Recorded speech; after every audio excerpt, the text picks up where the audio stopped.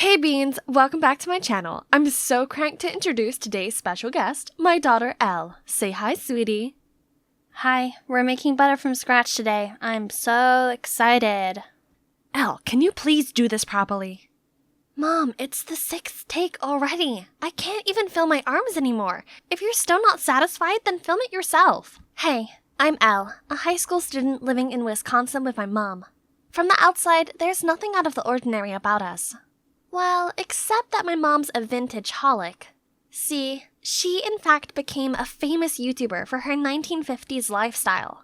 Living like this was such a hassle, but that's what puts food on our table, so I had to put up with it. However, sometimes Mom even insisted that I join in her videos, like today. Ugh. Not just that, whenever we went out together, she made me wear the cheesiest vintage dresses, so I wouldn't ruin her aesthetic. As a hip-hop dancer, it was torture. See? I sure look way better in these clothes. Oh dear, what are those awful threads? Here, try this. It's really the bee's knees. Bee's knees, she said? More like granny. Ah, so pretty. Auntie, you have such excellent taste. That's Daisy, my cousin. And also schoolmate. Who gets along much better with my mom. Jeez, I can't let this hideous dress go home with us. If you like this so much, why don't you just take it instead, Daisy? Mom then walked to the counter with some more tacky clothes, ready to pay, but... Gee, where did I put it? Guess I'll come back another time. Oh, missing something, Mommy? It's okay, Mrs. Faye. You're a regular, so you can pay us next time. Wait, what? No! So, now I had to wear this ugly dress to the boring event Mom was dragging me to. Because the more the merrier. On the way there, Mom was talking a blue steak about how I should behave at the bash. When suddenly, huh? What now? Awesome! This must be the 3rd time this hunk of junk has broken down this month. Isn't it fantastic? And we don't even have phones to call for help. Elle, I've told you, it'd be ridiculous to show up with smartphones while dressing like this. Besides, people used to live just fine without them. Stop relying on them so much. Trust me, some nobleman will soon come to our rescue. Stay here and wait all you want. I'm gonna go look for a garage. But I only managed a couple of steps before a fancy car pulled over, and an old man in a suit stepped out and offered to help. Turns out he's one of Mom's subscribers and even asked for a picture. Thank you so much for saving my chariot. You're the ginchiest. Gosh, here she goes again with her old-timey slangs. Eventually, we reached this Antsville, and as soon as we arrived, Mom immediately ran to her celeb friends and posed for photos, leaving me lost and confused. While I was trying to navigate through this madness, some whispering caught my attention. Isn't that Faye? She's so extra. I can't even get past the first 5 minutes of her videos. Oh yeah? And still, Mom thought the whole world was her fan. I don't get why she wanted to be here with these fake people that much. I was not having any of that stuffy place, so I went outside to get some air. As I wandered along the street, I spotted a group of teenagers dancing to old-school hip-hop. This is right up my alley. But wait. This stupid dress. My jam is coming on, though. So, letting my adrenaline take over, I joined the crowd. Everyone seemed impressed and even made room for me to shine. Then one of them joined me. I was really feeling it when a familiar screeching voice startled me. Elle, what on earth are you doing? Agitate the gravel, now! Then Mom dragged me to the car and drove me straight home. Gringles, do you understand that if anyone sees you like that, the perfect image I've built all these years will be in ruins? Pfft, then don't drag me into these things. Do it alone. Mind your manners. You should find something more practical rather than dancing like those good-for-nothing lazy bums. I'd had enough. Furious, I stormed into my room and stayed there all night. The next morning, I woke up to the rumbling sound of an empty stomach. When the coast was clear, I went downstairs to check the fridge for food. Ew, what's that rotten egg smell? Jesus, this fridge must be from Napoleon times! I reluctantly went for an instant soup, but the microwave wouldn't even heat it up. And guess what? My mom spent over $500 just for this thing's useless 50s look. Then I decided to put on a movie to blow off some steam. But the ancient TV wouldn't turn on either. Unbelievable! Is there anything in this rusty dollhouse that actually works? I need to get out of here before going insane. Oh, there's a new family moving in next door. Hang on, isn't that the guy I was dancing with last night? He smiled and waved at me, but I could only force a smile and nodded back. Hey, why the long face? If you're bored, come give me a hand. Then he dragged me over to his yard before I could reply. Once we're done, we rested on the front porch. Turns out his name was Royce. He'd just moved in with his dad and had enrolled at my school. I have to admit, he's quite the charmer, and within minutes, I felt comfortable enough to tell him about my unconventional life with Mom. My mom has way too much free time. I wish she'd find a man. Only then she might quit nagging me. Meanwhile, my dad is always busy. If he had someone by his side, he'd want to spend more time with his family and be less of a workaholic. Wait a minute. So, how about we make them a couple? Today is the day. Our parents have really tight schedules, so planning out this date took a lot of effort. But so far, so good. I've told my mom to check out this vintage-themed restaurant in town while Royce told his dad that he wanted some father-son bonding time. Then, oops, we accidentally bump into each other and join tables. Look at my mom, gracefully fixing her hair and acting all charming. I winked at Royce and then we made an excuse to leave the table so the adults could have some private time. It's been a little while. Let's see how the two are doing. Goodness gracious, was Mr. Phillips slurping on the spaghetti? He's making a mess, and Mom seemed really embarrassed. We immediately rushed inside to save this date before it's too late. At the end of the evening, we thought the worst was behind us. Mr. Phillips walked out without holding the door open for Mom, making it swing back in her face. Gosh. Every beginning is difficult, I guess. Over the next few days, Royce and I beat our brains out to try and find a way to save their budding relationship, and came down to this. Mom, I twisted my ankle during practice. Can you please pick me up? Hey, Dad, I forgot my wallet at the practice room. Could you pick it up on the way home? Then we waited until our parents showed up and went inside to lock the door and even turn off the lights for dramatic effect. I immediately heard my mom's horrified scream. Then the room went quiet. I bet Mr. Phillips calmed her down. We waited a few minutes before calling the security guard to open the door.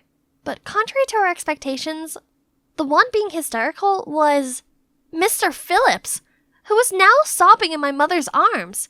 Wait, what? Turns out Royce forgot that his dad, who always sleeps with the light on, is in fact nyctophobic. There goes plan B. This was bad. Everything kept going south and the clock was ticking as Royce's dad had to leave for another business trip soon. We can't accept defeat like this. There must be something your dad's really good at, right? I don't know. He's good at fixing stuff. Ha! Then we know what to do next. While Mom was taking a shower, I waited for my plan to set in motion. 3, 2, 1. Ah! Elle! Help me! I ran over to her to see water shooting out from a broken faucet.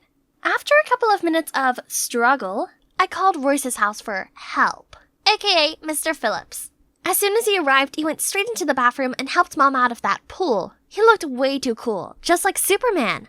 Now, time for his forte to speak up. As expected, he fixed it all in a blink, and Mom even invited the two of them to stay for dinner as a thank you. Great! During dinner, Mr. Phillips kept praising my mom's cooking. He admitted that this coziness reminded him of the good old days. Seeing things escalate between them, Royce and I finished quickly and excused ourselves to give them some time alone. My dad's right. I can't remember the last time we sat together, as a family. Then he told me that his parents divorced a few years back, and due to his dad's work, they were always moving from place to place, which really wore him out. Seeing his sad gaze made me feel so bad for him. I just wanted to give him a hug. Hold on. What nonsense was I thinking? I immediately brushed off that weird thought, and we chatted until late.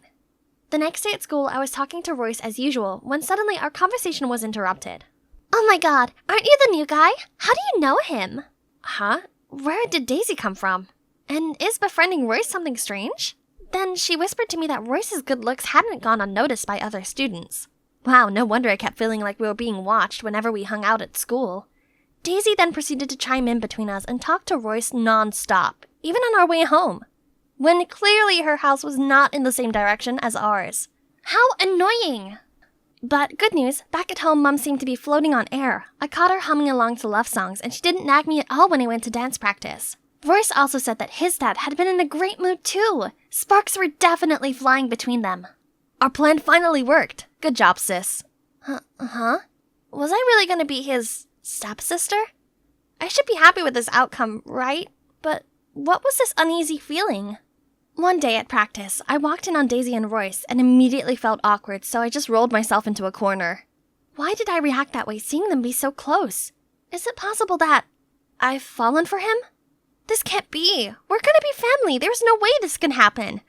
After that day, I tried to avoid Royce. Despite his new girl, he still bothered me, but I kept my distance. I was brooding all the way home until I heard my mom talking on the phone as I entered the house. And I'll bake you some pecan pie, darling. Wait a minute. Royce and his dad were both allergic to pecan, so who's she being all lovey-dovey with? The next day, as usual, I told my mom I'd go to practice, but actually lingered outside the house to stalk on Mom. I saw her on the couch video calling some strange man. Oh gosh, did my mom really cheat on Royce's dad? How could she? Still in shock, I glumly lurked to Graffiti Alley and spotted Royce and Daisy there. They seemed to be talking about something really serious. So, you already knew? Yeah, ages ago, but it's clear that we can't just force love on someone. So you mean to just give up and happily watch them see other people? Oh no, so they knew Mom was unfaithful to Mr. Phillips already? How embarrassing. Right at that moment, Daisy spotted me, so I frantically ran away. After school the following day, Daisy wanted to talk with me in private.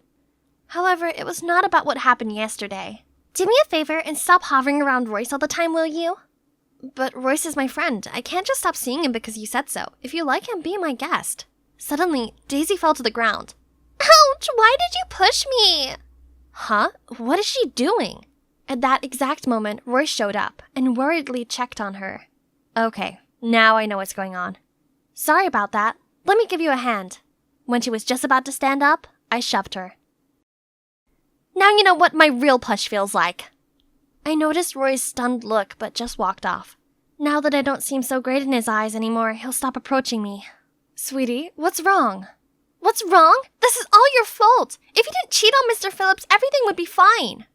What do you mean? Cheating on whom? Then my mom burst out laughing after I told her. Turns out they never dated.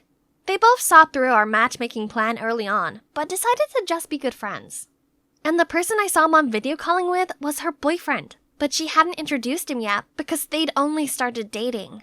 But why set us up in the first place? Finally, I had the chance to tell her how I truly felt about being forced into her vintage world and not being able to pursue my love for street dancing. Mom was quiet for a second, and then said, Gee, how silly I've been. I've been inspiring strangers to go after their dreams, but I stopped my own daughter from pursuing hers. I felt so much better after pouring my heart out. I also mentioned Royce's situation with his dad, and she promised to talk to him about it. Hang on. This means... Mom, so you and Mr. Phillips are just friends, right? Immediately, I ran off to find Royce. As if on cue, the doorbell rang, and it was Daisy. What game is she playing now? If she's here to mess around, come at me already. But surprisingly, Daisy apologized. I'm sorry, I was just blinded by jealousy. And there's nothing going on between me and Royce. He in fact already rejected me the day you saw us at the Graffiti Alley. Also, he asked me to give you this. I opened the box to see an adorable keychain with I love you on it. Oh my, is this a love confession? But there's also a note saying, I'm leaving for another city. Till we meet again. No! I sprinted to his house right away. Oh Lord, he's already packing. Without thinking, I hugged him and started sobbing. So, you read my message? Yeah. And what do you think? I feel the same, but you're leaving for real? Then, his smile turned playful, and he admitted he was just messing with me. Turns out he was going away, but only for a few days, for a dance competition. Really? That's awesome! But I can't forgive you for tricking me yet. So, yeah. Although we couldn't get our parents together, us two actually became a couple, so our matchmaking scheme isn't a total failure, right? We were even able to change a few things for the better. For instance, Mom spoke to Royce's dad, and he agreed not to move for the time being so his son could settle in. Mom also promised to check in on him when his dad's away on business. As for our family, my mom no longer tried so hard to act like she's not living in 2023. She now sometimes includes modern elements in her vlogs as well. And I even become a regular guest on her channel. Hey Beans, today my fiancé and I are baking this fab coconut cake, along with my daughter and our boyfriend. They are hip-hop dancers. Check out their channel if that's something you fancy. They're really the cat's pajamas. I'm still waiting for the day my mom says, It's all fake, we're millionaires. This was just to teach you to be humble. But I know that'll never happen.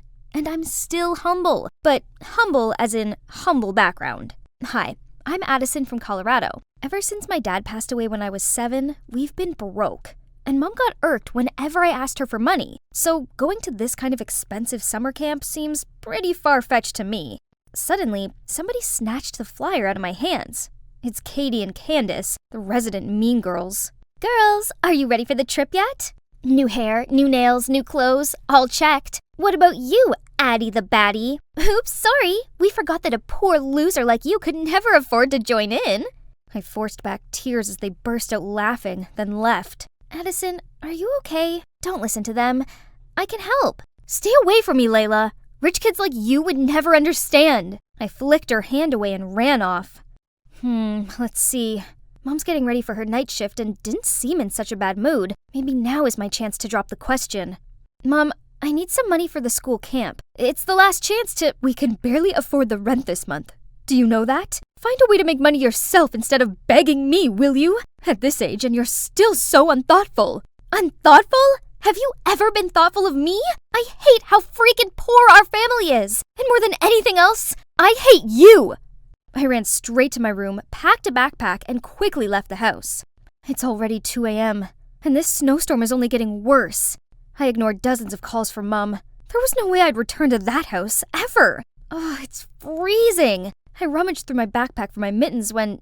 Oh, Alice in Wonderland, my favorite book. The most beautiful moments in my life suddenly came rushing back to me. It was when my dad read me bedtime stories every night. I'd never forgotten his gentle eyes and warm voice. As I turned the pages in hopes of distracting myself from the storm, my phone notified another call from Mom. I have to tell her not to bother me anymore. Hang on, hospital? My mom had an accident at work? I quickly got on my bike to go there, but the barreling storm threw piles of snow against me. I couldn't see anything. Ah! Is it morning already? Contrary to yesterday's blizzard, everything looks as fresh as spring now. But where am I? Suddenly a giant acorn fell and broke in half, in which there was a piece of paper. Welcome to Wonderland? Am I dreaming? Wake up, Addison. Mom needs you. Stop wasting time daydreaming like this. Just then, there was a shrill scream. Intruder! Restrain her! Suddenly, 2 strange men in uniform grabbed my arms, forced me over to a tiny rose arch, and made me go through it. I peered around feeling awestruck. I was in a huge greenhouse, and a well-dressed man was waiting for me. Hello? I'm Edward, the King of Wonderland. Welcome to my kingdom. Dad? Is that Dad? He looks so similar to my dad that I almost blurted it out. He welcomed me warmly with a table of lavish food. I hadn't eaten since last night, so I couldn't help but dig right in. Only when the clock chimed, I became aware of reality. Mom! I needed to get to her. I immediately asked King Edward for the exit. This land is beautiful, but a monster rules its gate. I don't know how you got here, but if you want to leave, you'll have to bring that monster 3 valuable items. 3 items? I asked. Yes. Let's see what that is. Then Sir Edward approached the glass door and spoke out loud. Mirror, mirror on the wall, who is the most handsome of them all? Your Highness, you are the most handsome, the most elegant. We wish to be as perfect as you are. Yeah, if I was you, I'd wanna be me too. Now tell me, in order for Addison to leave here, what are the required items?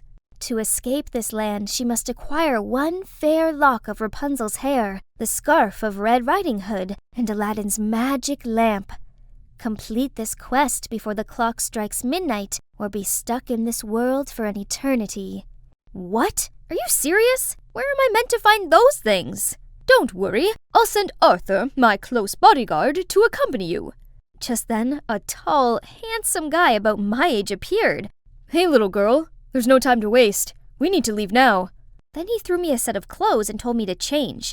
After that, we went through the same gate as before. Only this time, it no longer led to a red rose garden, but an underground sewer system. Ew, what are we doing down here? It stinks! Arthur didn't say a word and quickly found a staircase leading above ground. I immediately followed him, and there was a busy street right in front of me. I noticed that everyone was looking at something. It was long, blonde hair falling from a skyscraper's penthouse. Huh? Rapunzel lives in the Empire State Building? Ridiculous! We quickly walked over there, but it was guarded very strictly. How can we get in? That's why I told you to wear this. So we easily blended in with the maids and waiters and entered the tower. Wow, I've never set foot in such a luxurious house. Who are you? Startled, I turned around to see Rapunzel in the Grimm's fairy tales, standing right in front of me. But wait, why does this girl look familiar? Layla, is that you? Oh goodness, I knew you were rich, but I didn't expect you to live in such a beautiful house. You know me? I excitedly showed her our class photos. Layla seemed very interested in them, but she couldn't recall anything and kept asking me to tell her more stories about school. When I was rambling about our friends to her, Arthur turned to me and whispered, "You need to carry on the task now." Oh, it's been 2 hours already. I chose my words carefully to ask her for a lock of hair, and of course, she said yes. But when we were about to leave, she clung on to me. "Please stay here with me. Clothes, shoes, anything here you want, I can give it to you." This one? This one also. All of this luxury stuff will all be mine? Yes, of course! Wake up! Have you forgotten what we came here for? Are you willing to give up on seeing your mother ever again for this? I'm sorry, Layla, but I really have to go. My mom's in danger. Then please take me with you. I can't stay in this hideous house anymore. Come on, you have everything on Earth here. It's like heaven. No, it's hell. All this stuff is just meaningless. What I need is freedom, school, friends, and being able to do what I want. Turns out, after her parents' divorce, her dad did everything to win custody and kept her here just to make money from her gorgeous blonde hair. I miss Mom. I'd rather live in a small, shabby house than this flashy, cold place. I couldn't leave her here. Suddenly, I remembered how Eugene saves Rapunzel in the movie. So after getting Layla's approval, I cut her hair short, and the three of us ran away from this penthouse. We dropped Layla off at school where her mom was already waiting for her. The simplest things like freedom, friends, or someone who truly cares for us are much more valuable than superficial material things. Sadly, I always craved what I didn't have and took what I did have for granted. Let's go. Why are you still standing here? Huh? We have to attend the class too? Ain't no time for this. We gotta find Red Riding Hood. Without a word, Arthur just dragged me away, eventually stopping in front of a girl wearing a scarf on her head. Here she is, the person you need. I waved at her, but she just coldly looked up and asked, "What do you want?" Huh? Red Riding Hood was none other than Katie? I'll get right to the point. I really need your red scarf. Can you... Excuse me? This is Gucci. Do you know how much it costs? It's from even the limited edition. Look at you. You probably don't even have a dime to your name. Yeah, it is true, but I really need this scarf. I'll do anything you want. All right. Hope you don't regret saying that. Right after that, a luxury car came to pick us up. We stopped at an apple farm, which was familiar to me as it was where my mom worked. Well, I want to bake an apple pie for my mom, so pick me a box of apples. Remember, you have to do it alone. Your friend's out. My mom can even pick an average of 12 boxes a day, so one box was just a piece of cake. But who knows, her one box was actually a container of 1,000 pounds of apples. Did she want to bake for the whole town? Ugh, I'm exhausted. Who on earth could pick apples under this scorching heat for hours? My head started spinning. Losing balance, I fell off the ladder. Luckily, Arthur caught me just in time. Still, your mom does this every day. Can you imagine how hard she works to earn food for the family? Maybe that's why my mom is always tired and cranky. Suddenly, I missed her so much. I finally harvested enough apples and brought them in to exchange for the scarf. But Katie still made me choose the 10 most perfect apples out of them. No matter which ones I chose, she gave a dissatisfied scowl. This apple is not okay. Neither is this one. It has a 2-centimeter scratch. You're too much. It's all the same. No way. Everything for my mom must be the best. She's sick and I need a perfect pie for her. Then Katie told me that when her mom was pregnant, she found out she was sick. The doctor advised her to terminate the pregnancy for her safety, but she refused and risked her life to give birth to Katie. Hearing that story, my eyes just naturally welled up with tears. What now? Are you tired from this little bit of work? No, I just miss my mom so much. I really want to get back to her. I realized that even Katie, the heartless, mean girl, still loves her mom this much. Yet, All I do is ask and plead with my mom. I'm such a terrible child. If you love your mom that much, you know what to do from now on. Help me deliver this gift to your heroic mother, will you? And here, take it and complete the mission. Finally, we've arrived. Our final destination is a museum. Arthur said that there will be a secret room with the magic lamp, but getting the key to that room was already a hassle. There were security lasers all over the place, so we broke in through the ventilation system. Arthur tied a rope around my waist and then slowly dropped me down where the key was. Just a little more and I got it! But as soon as I touched the key, a drop of my sweat fell, causing the alarm to go off. The guards rushed in from the door, but fortunately, Arthur pulled me up in time. We got out of the ventilation system, but this place was like a maze. Then Arthur pulled me to hide behind a wall. Little by little, his face was getting closer and closer to mine, and my heart was pounding like crazy. Suddenly, the whole wall behind me moved. Turns out there was a secret staircase leading down to the basement, and it took us no time to find the room. Huh? Where's the magic lamp?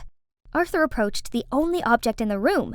It's a projector. He turned it on, then on the white wall appeared the image of my mum, being tired after a long day of work. But when she got home, she still came to check if I was sleeping well. The image of her waking up early to make me my favorite breakfast. Above all, she totally knows about the camping trip and is trying to work overtime so I could join it. Time is running out. You should hurry to go back and hand in these items. I tried to regain my composure, quickly wiped away the tears, and left with Arthur. I'll be back with my mum soon. I'm back! Please take me to the gate. Suddenly, a chiming sound got me frozen. I'm sorry, but time's up. You failed the quest. But why worry? It isn't so bad here. You'll have everything you could ever want. At any cost, please lead me to that monster. I don't need anything else. I just want to be with my mom. I've been thoughtless all this time. I can't leave her when she needs me most. Actually, there is no monster here. It is the greed, selfishness, and ingratitude inside of every one of us. But I can see you already defeated your monster and learned the lesson.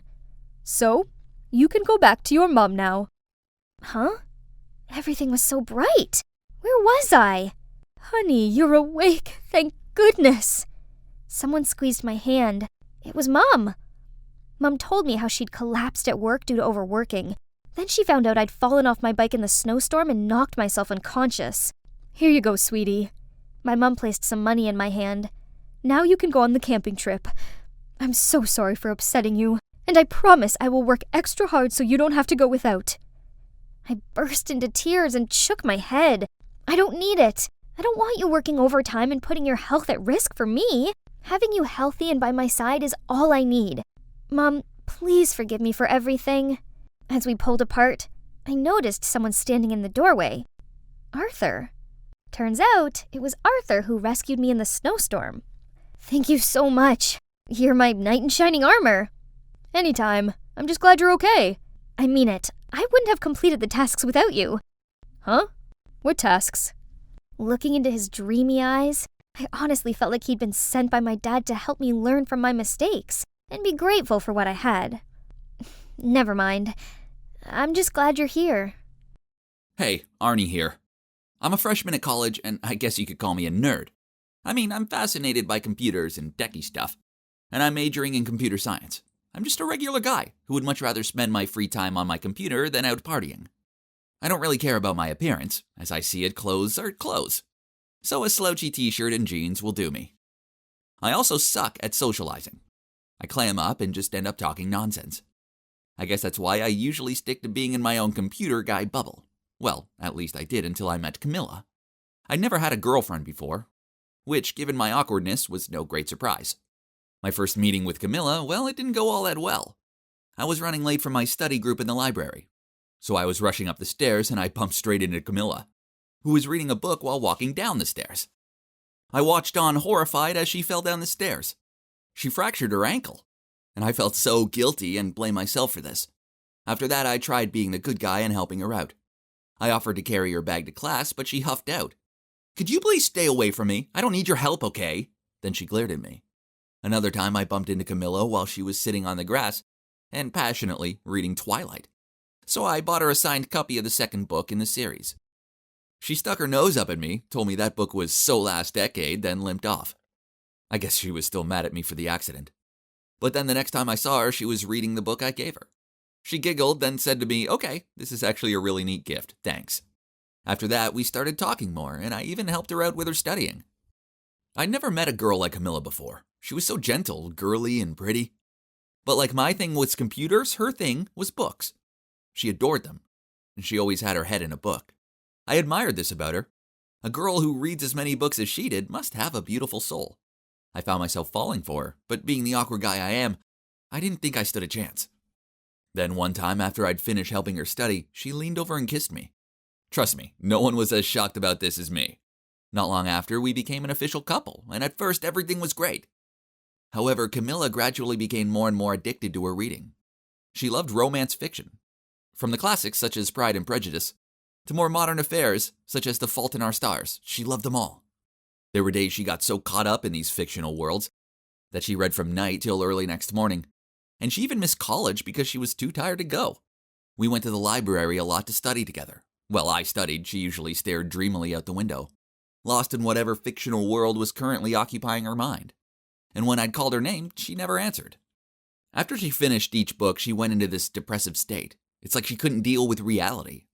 After she'd finished reading The Notebook, she moaned that I wasn't handsome and attentive like Noah. I tried to ignore her, but then she finished reading the second book in the To All the Boys I've Loved Before series and shouted at me that Peter not only pampers his girlfriend, but he also plays sports and has a six-pack. She told me I should start working out and stop eating so much chocolate. Okay, so her comment did hurt. I always sucked at sports and was self-conscious about my lanky frame. So I started going to the gym to please Camila. She seemed happy about this and mentioned something about being proud of having a boyfriend who was good at both studying and sports, just like the handsome guys in romantic fiction. But honestly, I didn't like the gym all that much. My friend was on the basketball team, so I told him I wanted to join. Yeah, I hated it, but Camila thought it was very impressive. During my first game, she stood at the side of the court and shouted, "Baby, I love you! Come on! I know you can do it, honey!" OMG, talk about cringeworthy. I knew she was very proud seeing me playing basketball, so it made me full of energy and I just longed for scoring. I was so nervous that I accidentally scored in the wrong net. Suddenly, she disappointedly shouted, "Oh no, Edward would never have embarrassed me like that." And that's when all of my teammates turned to me and laughed frantically, which made me really embarrassed. I threw the ball against the playground and walked to her angrily and asked, "Edward? Who's Edward?" Then I stormed off, leaving her there watching me in shock. I was so sick of being compared with some handsome guy in her fictional world, and sporty things were not an exception. I couldn't take it anymore. The more I participated in sporty things, the more I realized how much I hated them. I pined for computer algorithms. I wasn't a jock, no. I was the nerd who got a thrill from staying up all night writing code. That weekend, probably she wanted to make it up, so she asked me to go to the cinema to see some romance film. I was a bit cooled off, so I agreed. I showed up outside her place to pick her up, and my phone beeped. It was Camila, telling me she'd be reading all day, now she was too tired to go. Besides, she'd reached the climax of her book and it was too compelling to put down. I was furious. I stormed back to my place. It felt like Camila preferred these make-believe guys to me, her actual boyfriend. The next morning, I was still pretty mad. When I explained to Camila how I felt, she started crying. Then she told me it was my fault for not caring about her last night, as she said she was tired. She wanted a hunk to bring her food, pamper her, and look after her. I couldn't believe what she was saying. Just because I wasn't as dashing as some fictional character guy didn't mean I didn't look after her. How dare she even say otherwise? I know this was crazy, but the problem is I really do love Camila. So I came to the conclusion that if she wanted some perfect guy, I could be him, right? That evening, after a long day with loads of studying to do, I was about to take a bath and Camila texted me, "Bae, I want to eat spaghetti, but it's raining outside." So even though I was tired, I rushed up to buy it for her and brought it to her place. You should have seen her face. She was extremely happy. Seeing her happy made my heart melt. Everything was good, but I ended up being sick. Blech. The next day, Camila came to my place to look after me. She made me soup and helped me eat it. I ended up falling asleep, and when I woke up, she'd gone. I didn't think that much of this at the time, but then 3 days later, she still hadn't responded to any of my calls or messages. Finally, she answered my call and told me the reason why she was mad. Turns out she imagined herself as the main character in the romantic fiction book she just read. In that story, when the handsome guy got sick and his lover came to visit him, that's when she was feeding him, he kissed her. so she expected me to do the same, only I fell asleep instead. I didn't know whether to laugh or cry. This was crazy. How could she expect me to be romantic when I was trying my hardest not to throw up? We arranged to meet at a cafe. There I told her how I felt. I just can't do this anymore. I can't be some sporty, handsome, sword-fighting charmer. I'm just a regular geeky me. Accept me for me or it's over. She apologized and began crying. She told me she just got so carried away with the scenarios in her books that she'd try her hardest to be a better girlfriend. A week passed by and Camila seemed a little better. Then one time when we were outside the college, she pointed over at this sophomore guy and told me she was going to allow him to pursue her because in most romantic fiction books, the main female character usually had two guys competing for her. If I could beat this Zach guy off, then it proves I love her. If not, it must mean I never loved her in the first place. What? I stared at her open-mouthed. She'd definitely gone too far this time. I told Camila I wasn't playing her dumb games anymore, then I stormed off. The next day I saw her talking to that Zach guy. Whatever he was saying to her was making her laugh, and she was twirling her hair around her finger and giggling. Great. Not only was this guy good-looking, but he was charming too. He resembled a gallant hero, while I was more like the villain. The problem is, I still love Camila. How can I get her to realize that romance fiction fever is just that, fiction? Even though I might not be some handsome hero who leaves flower petal trails all over the house, I'm still a good guy who just wants to look after her.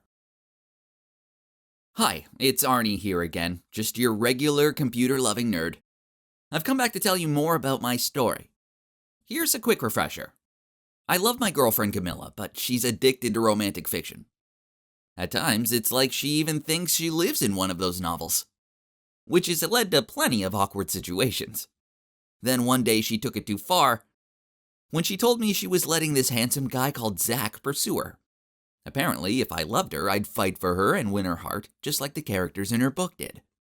I ignored Camila for a full week after that. Then I walked past the basketball court and saw her there.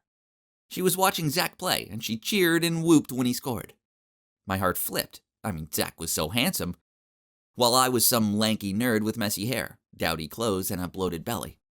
I was definitely the underdog in this competition. Feeling discouraged and missing Camila a lot, I confided in my sister Paula. I guess I expected her to take my side, but instead, she advised me to stand up and take action. If I wanted to get Camila out of her virtual world, then firstly, I'd have to step into her world to get her back.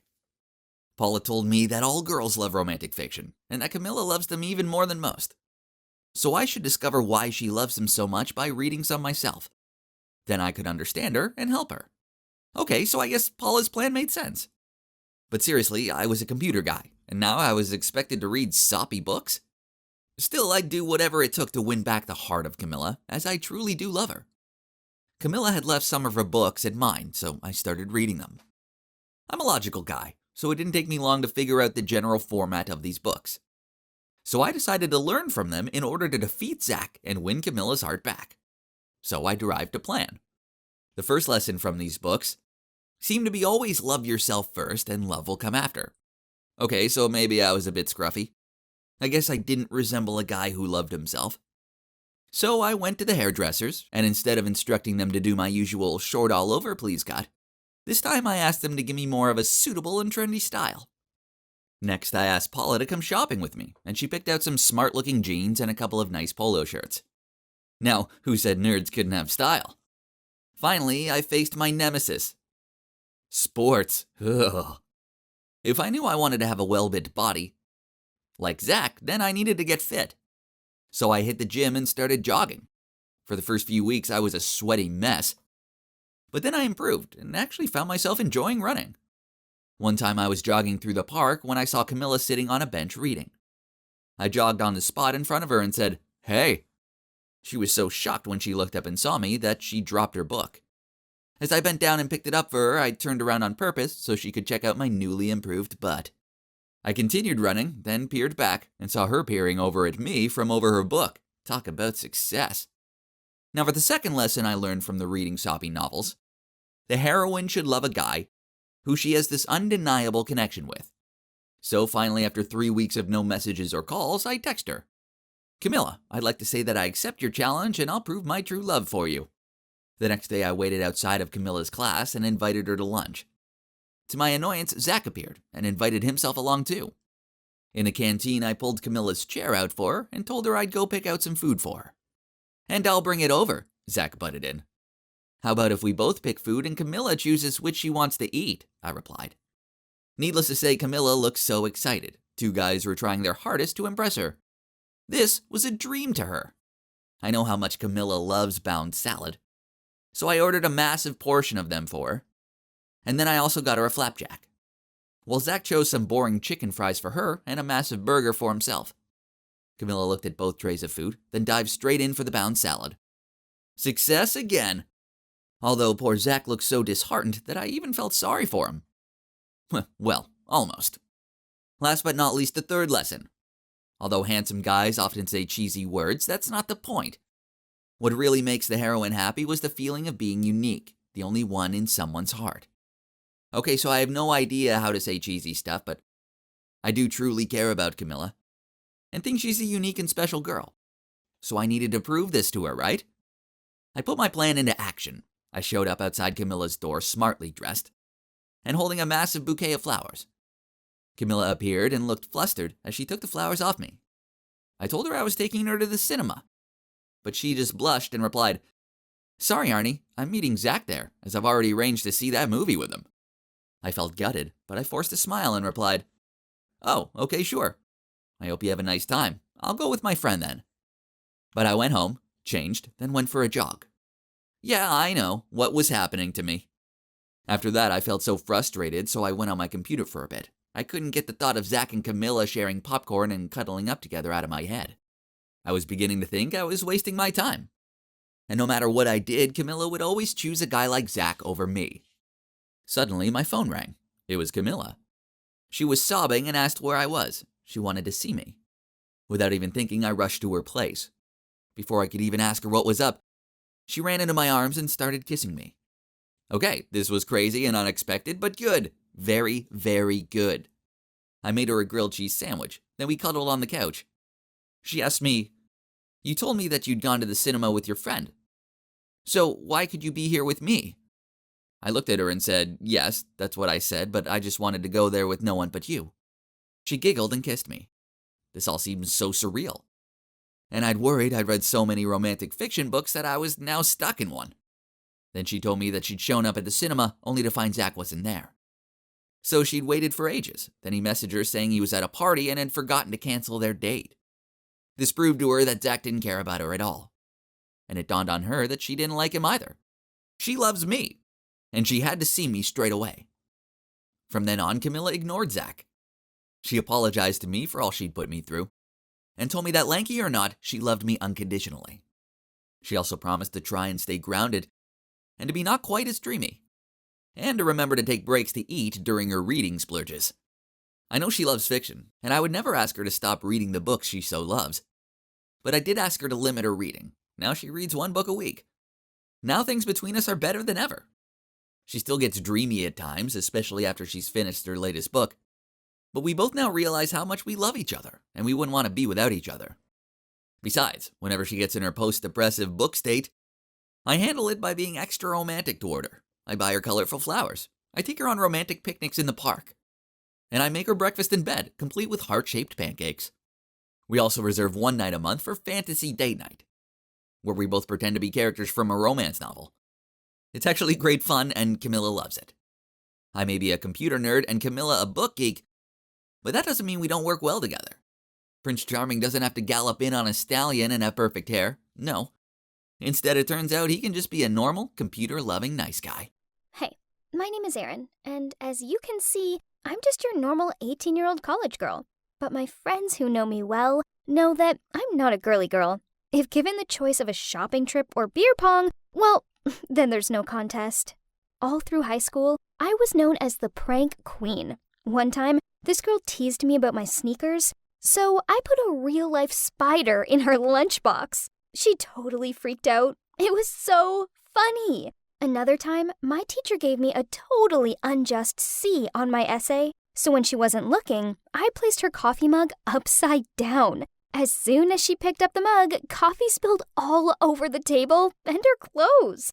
I ended up with a week's worth of detention for that, but it was so worth it. So, yeah, Even though I was out of high school now, my mischievous nature wasn't going anywhere. I didn't even feel like I needed to change or be more mature because my life was still going perfect. I always had my longtime boyfriend Zach and my bestie Jace on my side. We went to the same college together. Me and Jace even moved out to live independently. Trust me, college life was worth 12 years of waiting. I'm a sociable and active girl, while Zach is pretty handsome and great at sports, so we soon became a popular and beloved couple at college. We were even given prom king and prom queen crowns for freshmen. I could see people admired us any time we were together. It was like our love was a typical relationship that they always wished for. Only I knew that deep down inside, Zach's feelings for me were changing. We seemed to argue all the time, and at the root of it was the fact that I wasn't gentle like most other girls. Ugh. He used to see me as the most interesting and attractive girl in the world. What happened?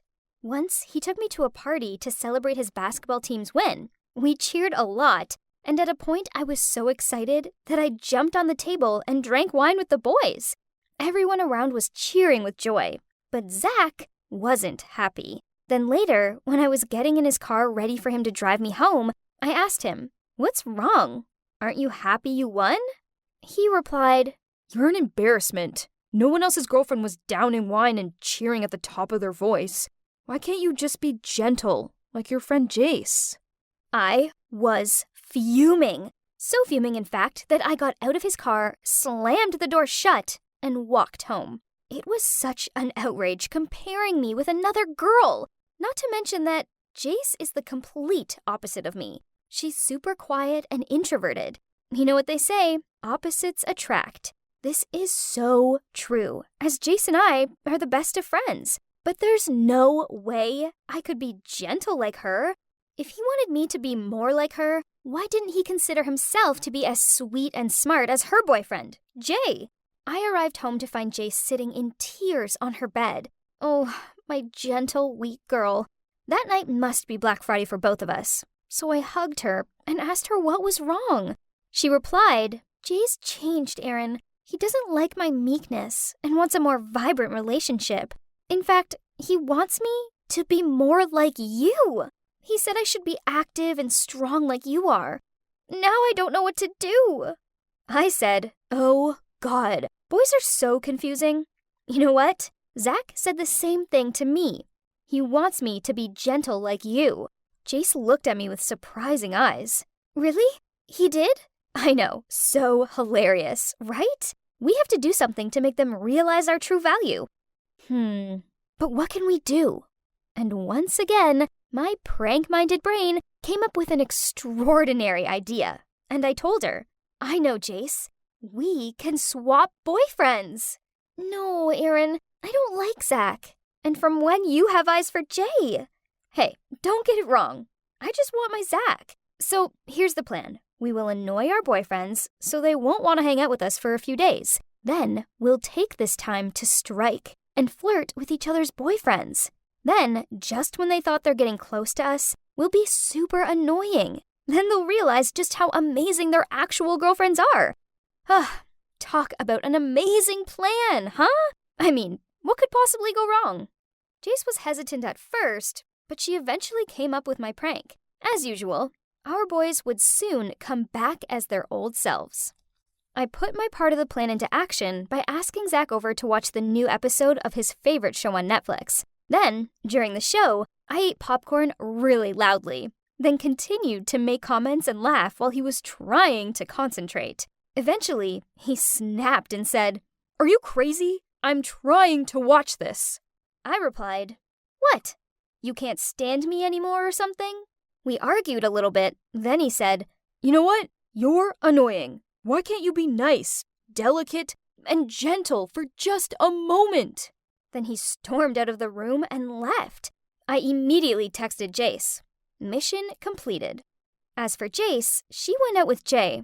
But whenever he asked her what she wanted to do or eat, etc., she replied, "Whatever," to everything. It soon drove him crazy because he didn't know what to do to please her. That was classic. When Jace kept shaking her head when he gave her options for what to eat, He got furious and drove her straight home. OMG, I couldn't stop laughing. So the first step was successful. Next, we needed to approach each other's boyfriends. A couple of days later, I found an excuse to meet Jay. He was a computer genius, so I messaged him on Facebook.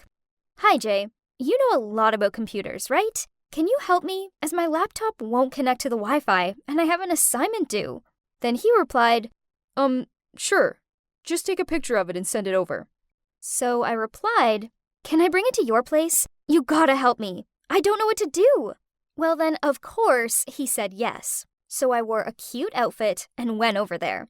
I kept touching his arm and praising him. Then, when he became more open to me, I started to tell him how lonely and empty I was, as Zach and I were over. Oh yeah? How come? He raised an eyebrow. I sighed out. He thinks I'm too loud and boisterous. I tried to fake my tears. Am I annoying, Jay? He was surprised. No, you're not. You're an active, outgoing, and interesting girl. Don't let his judgment bother you. Ha! So my tears worked. So I just pretended to cry harder. He frantically said he knew how to cheer me up. Then he took me to the amusement park. I laughed loudly in the middle of the roller coaster queue, let my ice cream smudge my face, and intentionally didn't wipe it clean. Then I demanded he win me a teddy on the beanbag throwing style game. But every time he threw the beanbag, I shouted out and clung onto his arm. I knew boys hate being stuck and nagging all day. Like, really, really hate it. Soon, he would realize how awesome Jace was. Talking about Jace, she came to find Zach at the gym, but pretended like it was just a chance meeting. She asked him to show her how a treadmill worked, then used the same way as mine for Zach to ask her out. They went to the cinema to cheer her up. She refused to see the action film he was longing to see, as it was too noisy, said no to any movie he suggested, then eventually ended up in a chick flick. But right at the climax of the film, she complained it was too dark and crowded in there, and made him leave early. How ridiculous! LOL. He must be so annoyed. Then I told her to hit Zach where it hurt, his basketball match. Jace convinced him to take her along to his game, but she just sat there scrolling through her phone instead of watching the match. She didn't cheer him when he won a point, and immediately after the game finished, she asked him to take her home, causing him to miss the post-game gathering. Good work, Jace. He'd come running back to me in no time. I know you're probably thinking this plan was crazy, but it really worked. Jace showed up on our doorstep with flowers for Jace. Their love story had been given the refreshment it needed. Now, I just had to wait for Zach to realize what he's been missing. Only, to my horror, Zach wasn't messaging me. He was still messaging Jace. She ended up sending a picture of her with Jay and told him she was happy with her boyfriend and didn't have time for annoying people like him. Then, the next day, Jace arrived home all flustered. She told me that Zach had been waiting for her outside of her class, then told her he wanted a chance to take her on a date. What? He was technically still my boyfriend. How could he do this to me? Worse still, he was ignoring all of my messages. So I showed up at his house and wouldn't budge until he answered the door. He looked sheepish as he said, Aaron, our relationship hit a dead end. You're acting ridiculous, and I know you hung out with another guy behind my back. Meanwhile, a wonderful girl came to see me play basketball instead of you. She's the girl for me, not you. At this point, I had to say the truth. Zach, you don't know what you're talking about right now. Listen, it was all just a setup so you could see what you were missing. It's worked for Jace. Her relationship is stronger than ever. And to my surprise, he replied, I know. I overheard you discussing it with Jace in the library.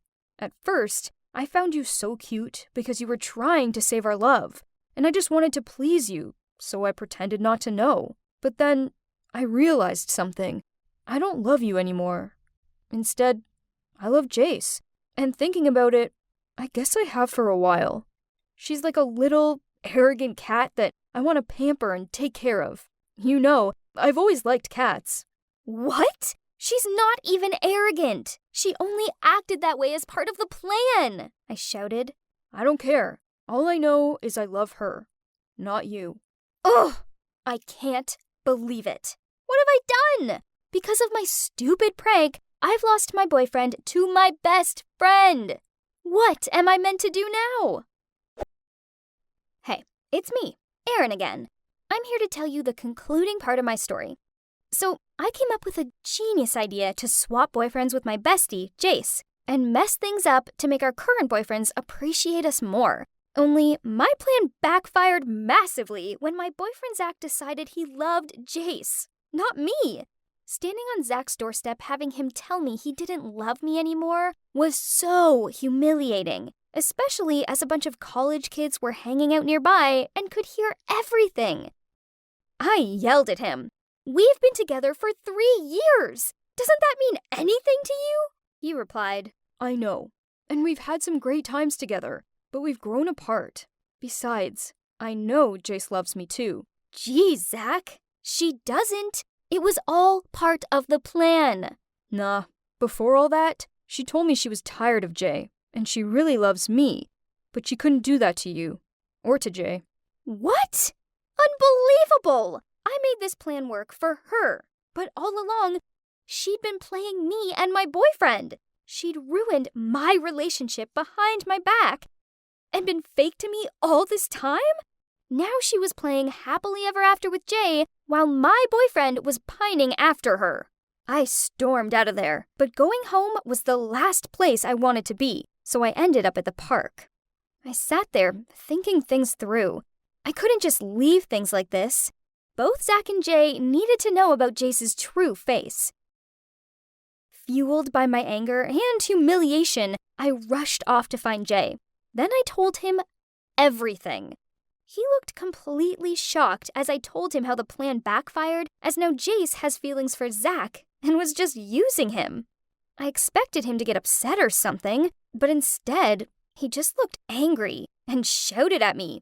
Erin, you're such a bad friend. I've always loved Jace, and I know she loves me too. Stop trying to wreck other people's happiness because your own love life sucks.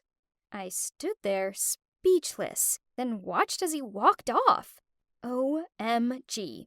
That did not go as expected. Is that all people thought of me? That I was some bitter, jealous jerk? All I tried to do was save Jace and Jay's relationship, and it worked, didn't it? But now, I didn't know what was going on anymore. Sighing, I realized that I was wrong to confront Jay without talking to Jace first. For all I knew, Zach could have been lying. I mean, the guy was completely delusional. It just hurt so much that he didn't love me anymore. Instead, he loved my best friend. As much as this sucked, I knew I was wrong to blame Jace for this before hearing her out. Maybe Jay was right. I was a bad friend. I wanted to find Jace, but Jay must have got to her first, as she was never in our room anymore. Then a friend of ours told me Jace had moved back home. OMG, she'd moved out and not even told me. I tried catching up with her after classes, but she avoided me at all costs. Ugh, this sucked. I'd had enough of this. So one day, I stopped her at the classroom door and said, "We need to talk." She tried to walk away, so I grabbed her arm. But she replied, "There's nothing to talk about." How could she act so flippant when she had everything and I was left with nothing? So I shouted at her, "Excuse me, you ruined our plan? Now you have everything. You have your boyfriend back, and my boyfriend wants you, not me. Not only do they both now hate me, but you moved out without even telling me. Like an ending for our friendship? I know I didn't handle things that well, and I'm sorry for that. But I was hurting, Jace. And you've been the worst. So stop being so selfish and fix it up." Everyone was gawping at us, and Jace started blushing. Then she hissed at me, "Let's talk about it later. Not here." This only made me angrier, as I knew she had absolutely no intention of actually talking to me. Raging, I yanked back her ponytail. She yelped out, "What are you doing? Get off!" Then who should appear but Zach? Ugh! He pulled me off her, then hugged her. Then he shouted at me, When will you grow up and think about your words and behavior?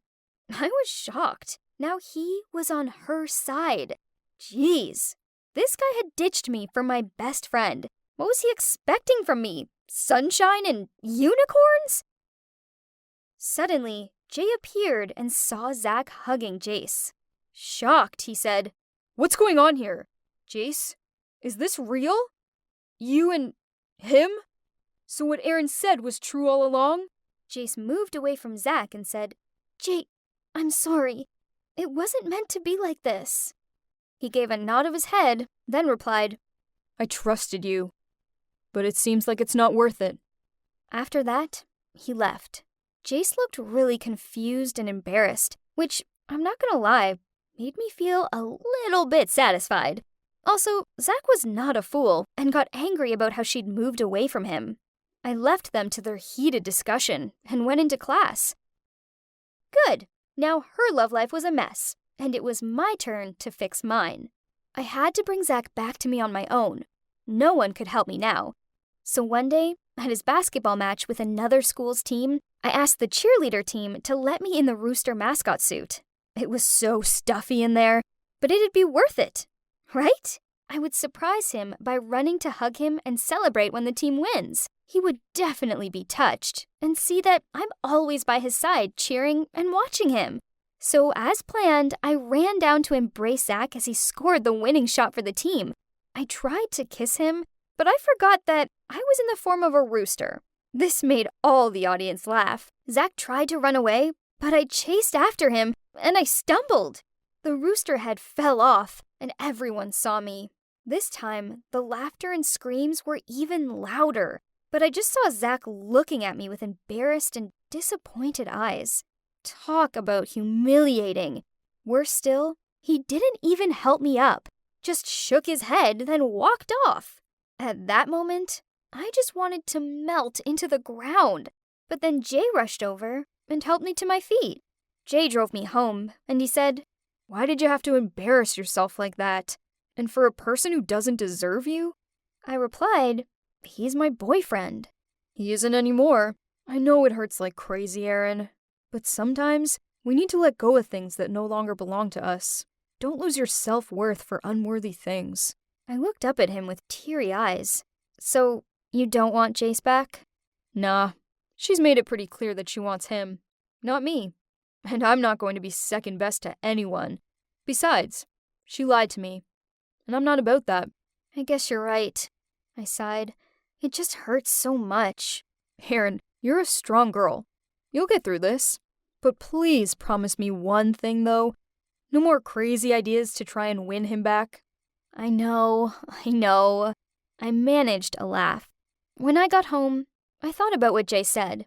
I guess he had a point. No matter how hard I tried to pull Zach back, he still turned away from me. And the same with Jace. I tried to fix things with her, and only ended up making everything worse.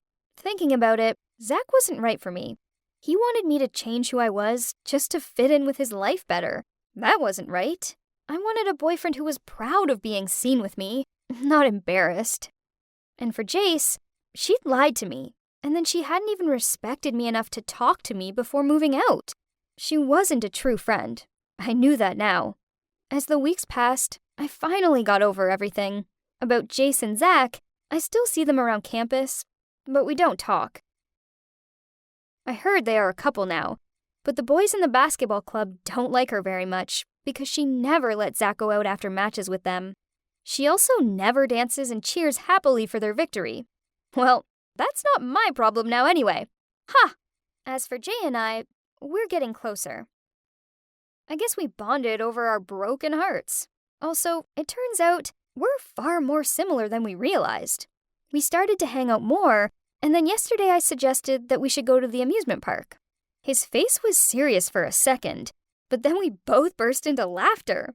I apologized to him for being ridiculous before, and he said, Never mind. I love your positive vibes. I smiled happily and said, Don't worry. This time I won't distract you while you're trying to win me a teddy. Then we both laughed. We're not officially a couple yet, but I can feel something between us. But there's no rush. I'm living in the moment, and it's pretty darn great. And now, if you'll excuse me, I have an amusement park to get to.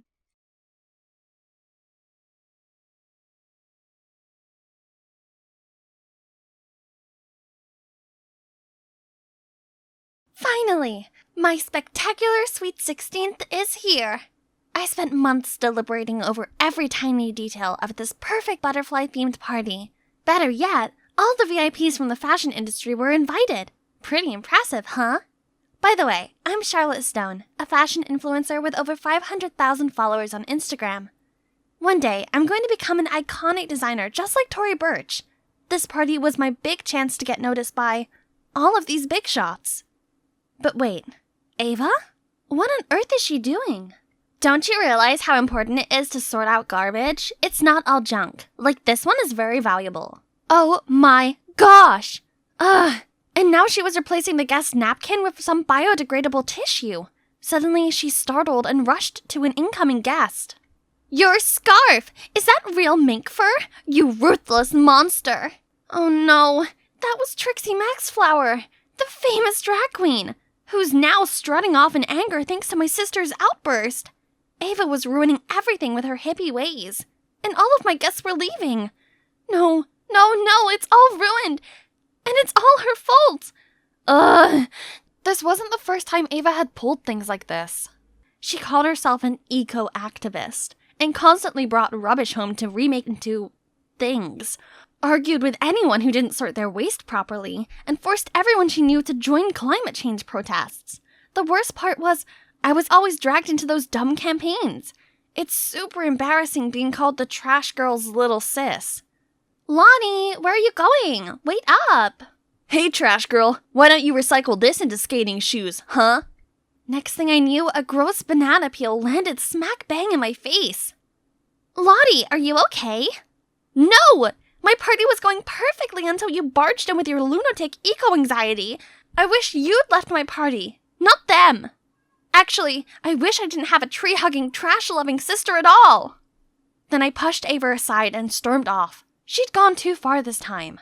But maybe what I said was a bit much? The next morning, I woke up to see a birthday gift from Ava on my bedside table. It was this cute bracelet, made from recycled plastic, of course. It made me smile and reminded me of all the time she'd taken care of me. I went to her room to thank her for her gift, but she wasn't there. Then I spotted a letter on her bed. Mom, Dad, Charlotte, I'm going away to live by my beliefs and values without affecting you all. Don't look for me. Oh no! Don't tell me that it's all because of what I said yesterday. She knew I didn't mean it, right? I'm sure she'll calm down and come back soon. But then 1 week passed, then a month, and now it's been almost 2 years and my sister still hasn't returned home. We've looked for her at environmental events, but still had no hint. Until one day, I stumbled upon a YouTuber who talked about discovering an eco-friendly island run by a community of environmentalists. That sounds like Ava's style. Wait a minute, I've seen this before. This island looked just like the one from the picture hanging in Ava's room. There it is! That must be the island's coordinates!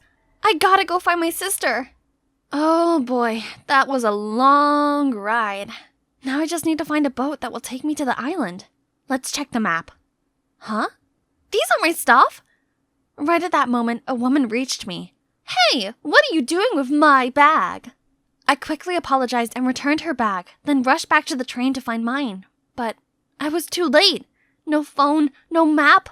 What to do now? I asked around, but no one had heard of this eco-island.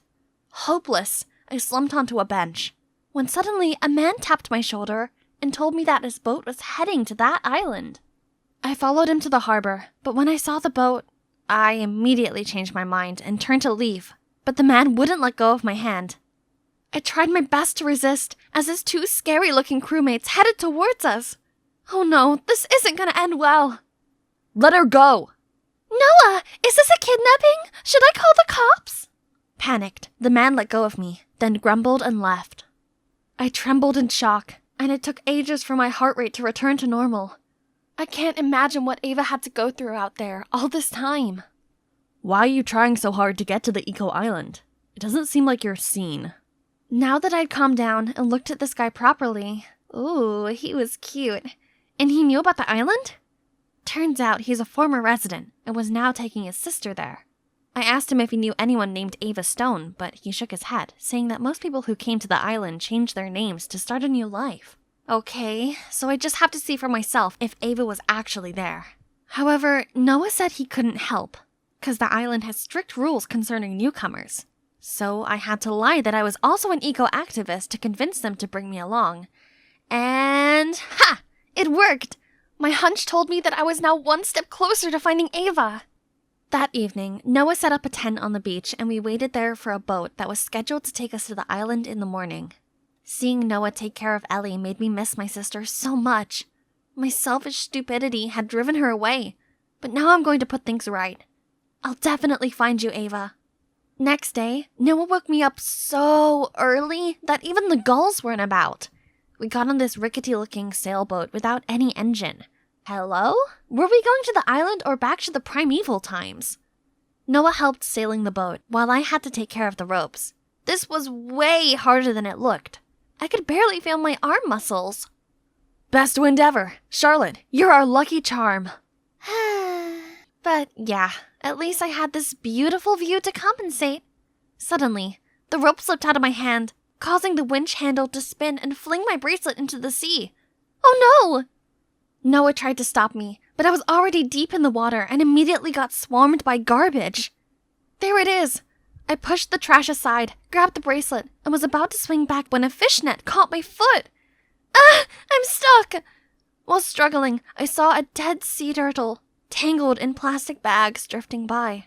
Is it foreshadowing my own fate? Then, I felt a tug on my waist, and suddenly I was rising above the water. Through coughs and splutters for air, I saw Noah. He'd saved me again. How could you be so foolish? You're lucky I reached you in time. No, you're the lucky one who just got yourself a new girlfriend. Me? What's wrong with you? Your actions could have killed yourself and my brother, and all you can think about is flirting? I'm sorry, but that bracelet is really important to me. And I'm serious. What is your type of girl, Noah? Me? Oh, maybe someone mature and brave?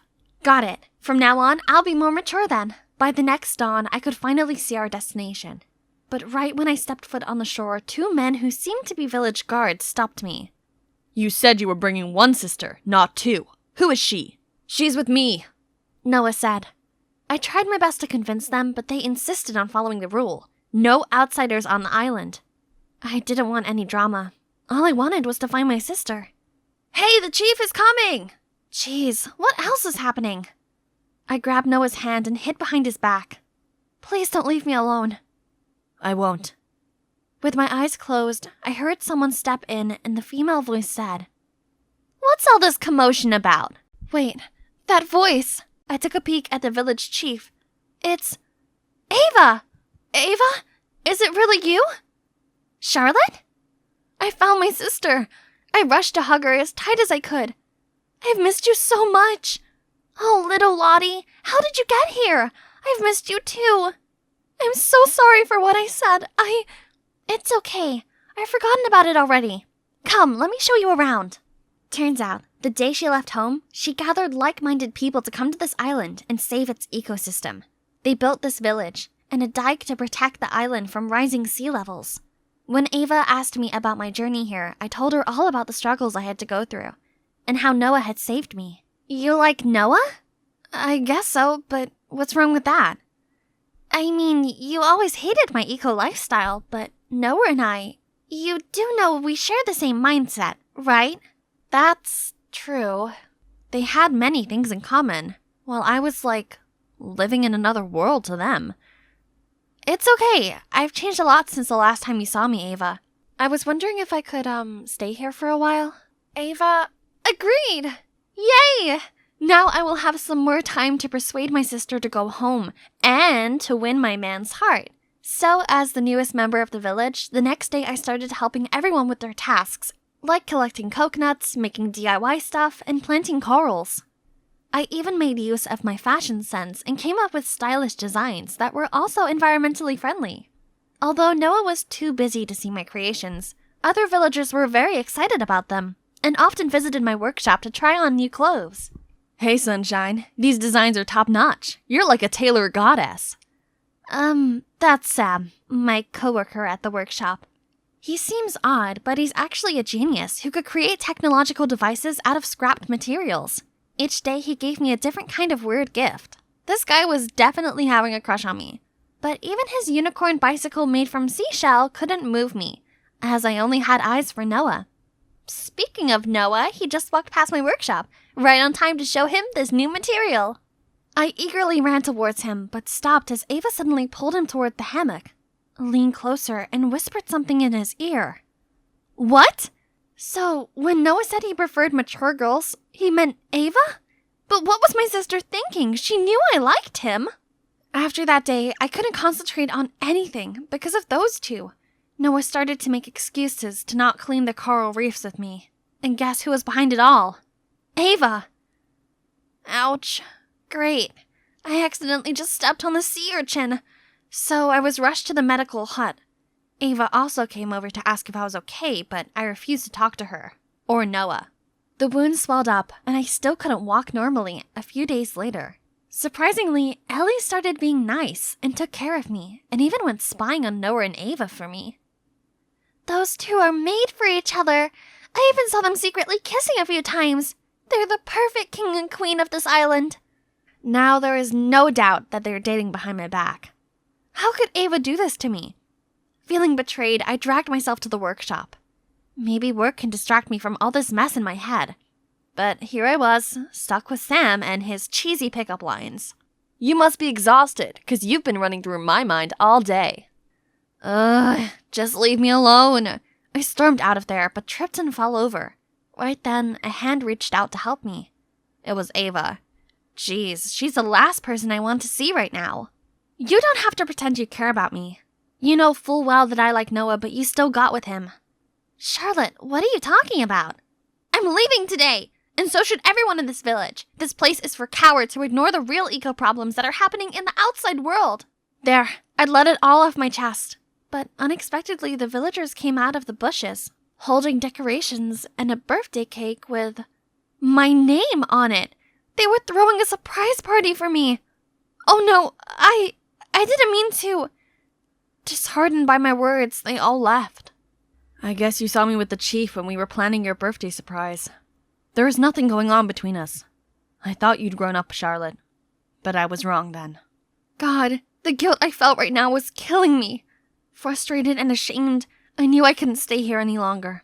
I waited until everyone was asleep to sneak to the beach and set sail on a small boat into the stormy night. But I couldn't make it far before a giant wave engulfed me and the boat. This is the end, I guess. But when I opened my eyes, Noah's face appeared in front of me. Did you just save me again? No, the chief did. But where is she? Noah didn't say anything, but just looked glumly out to sea. Wait, this is not happening. My sister can't be out there, right? No. How can I live knowing that my sister drowned because of me? Are you crying for your missing shoe? I turned around to see Ava, alive and well. Ava, thank God! I giddily jumped towards her, but ouch, I forgot that my leg was still hurt. I'm so sorry for how stupid and selfish I was. Don't be foolish next time. Nothing's going on between me and Noah. He's all yours. I looked at Noah and we both turned tomato red. The next day, Ava gathered everyone around so I could publicly apologize to them. I was ready for the villagers to throw coconut shells at me, but instead they admitted that my words were partly true. This lifestyle needs to be promoted to the world, since everyone deserves to live in a clean and healthy environment that requires a joint effort. Then they all agreed that the perfect person to influence the young generation about this matter was me. Wow, I didn't expect that, but yes, I'm willing to carry out this meaningful mission. And Noah volunteered to leave the island and go inspire the outside world with me. Only then, Ellie apologized to me and confessed she'd made up the stories about Ava and Noah just to make me give up on flirting with her brother. I thought you'd only cause him trouble, but now I know he likes you a lot. So promise that you'll make life easy for him? I'll try my best, kid. Promise. It's been 5 years since we left the island, and I fulfilled my dream of becoming a famous fashion designer. But most importantly, I was able to make fashion eco-friendly. Pretty cool, right? When the fashion show ended, I went on stage and the crowd went wild with applause. My creative inspiration comes from my dear sister Ava, who's shown me how vital a clean environment is to each and every one of us. I also want to thank Noah, my incredible boyfriend, for his unconditional love and support. Thank you. Thank you, everyone. As I finished the speech, Noah came on stage with this huge bouquet, while Ava and the villagers showered me with hugs and praise. I guess one trip to an eco-island could change your entire life, right?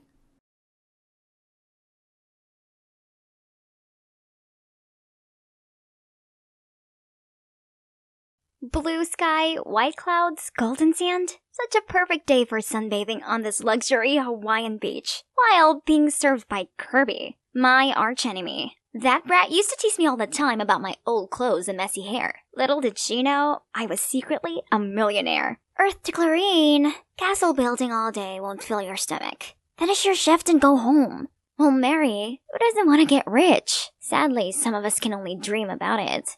If you want to be Cinderella, then go find yourself a prince. Just not Danny. He's just as poor as us. Do not underestimate my Danny. My precious heart fell for him for a reason. It's just that he doesn't seem to realize that we're destined for each other yet.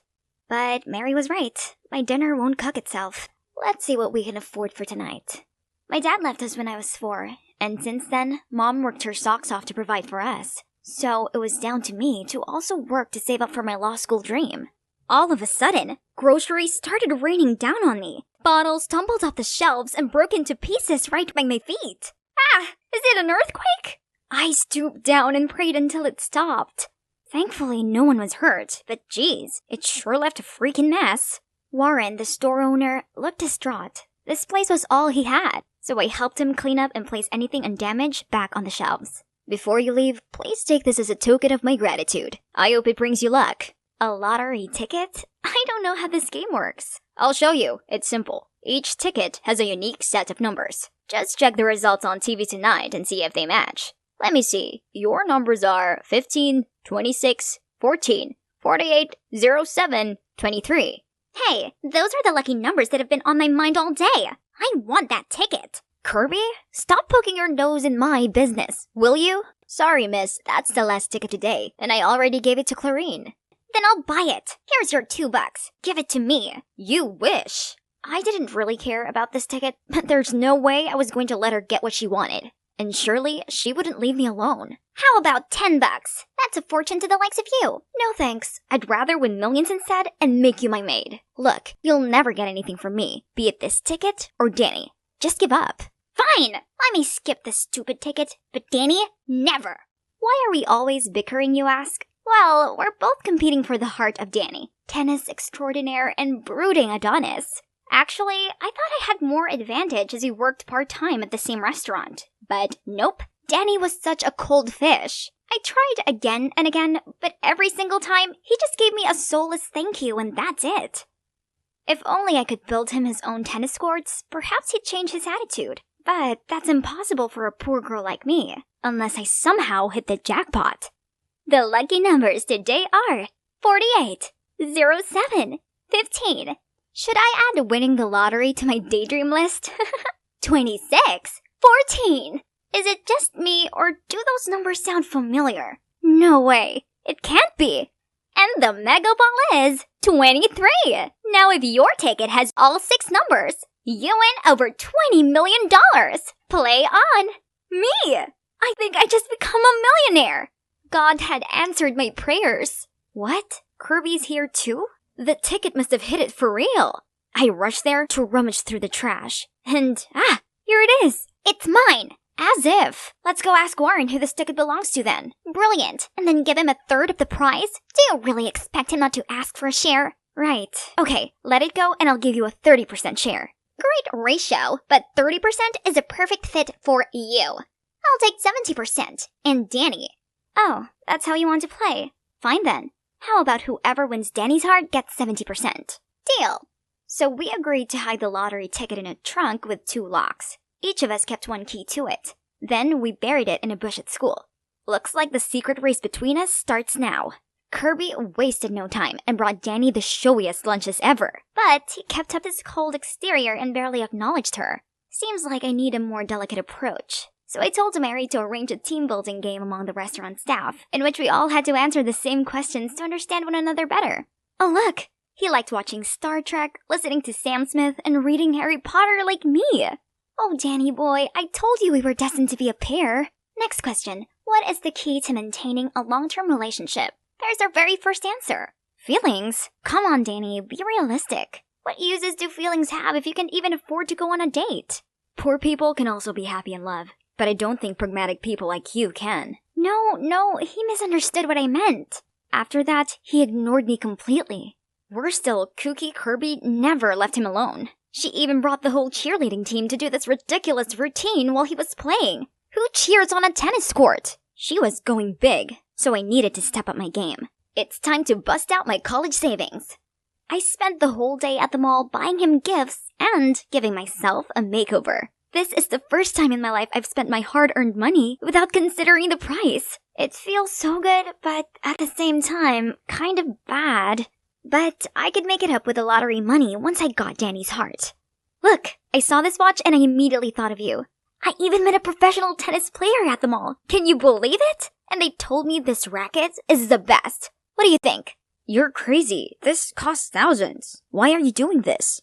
That's not the reaction I was expecting. But I like you, Danny. I've not been brave enough to tell you this because I had nothing. But soon, my life would change and I can give you everything. I don't need those things. You're so wasteful and superficial. You really think money can buy anything, including feelings? Why was he so mad at me? I thought he must have noticed that I'd worked really hard for all this, and even made myself look prettier for him. Okay, he might not like my gifts, but is it so bad that I want to be a little generous to myself now that I have some money? Things got even worse when later I arrived at work to see Kirby booking out the entire restaurant to let her, Danny, take a rest and enjoy dinner with her. Fine, you win, Kirby. I give up. Nothing, basically nothing went the way I wanted. My luck, my money, my man. Now I'm fine with just the 30% God gave me. I'm done chasing anyone. Only my stray friends understand me. Muffin, brownie, Oreo. Wait, where's Cupcake? Looking for him? Let him go. This wasteful, superficial girl needs to make sure he's not starving. So you're the one who feeds them every day? Why do you care? Go back to your date with Kirby. I'm just a materialist who thinks money solves everything. I'm sorry for how I acted earlier. It's just that, at home, I'm surrounded by people who are all about money, so I hate that way of life. Why are you talking like you come from money or something? Yeah, kinda. My parents are the presidents of Sunland Corp. What? The biggest furniture corporation in the city? Unbelievable! So why are you working part-time at a restaurant? I want to earn my own money. An independent life suits me much better. You're so silly. Why struggle if you don't have to? If I were you, my life would be so different. I'd make sure that my mom didn't need to work all the time to make ends meet. I could even go to any expensive law school I want and care for all the stray cats and dogs I find.